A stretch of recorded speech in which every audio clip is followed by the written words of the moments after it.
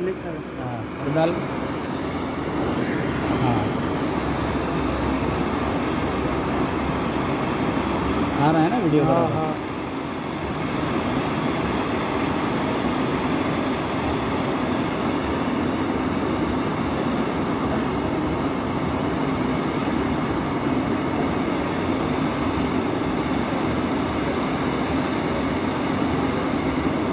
आ रहा है ना बराबर वीडियो। हाँ हाँ ओके। रोकने को बंद। हाँ ये तेल बन के बह रहा है, तेल बन के चल रहा है बराबर।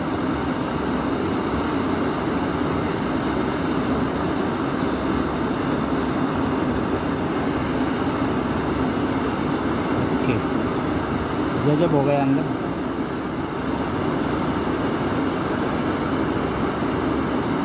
ओके बंद कर अभी जी।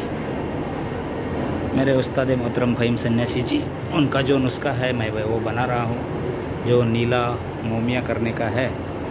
तो इसको 4 घंटा हो गया है। तो अभी ये जो मैं सुई लिया हूँ और ये सुई मैं इसके अंदर डाल के देख रहा हूँ।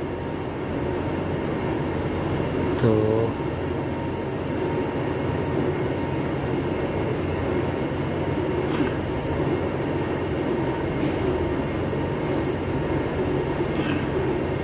ये इसके अंदर सुई चले जा रहा है, तो ये ऊपर आ रहा है सर जी। जी एक दूसरा भी देख लेता हूँ जी।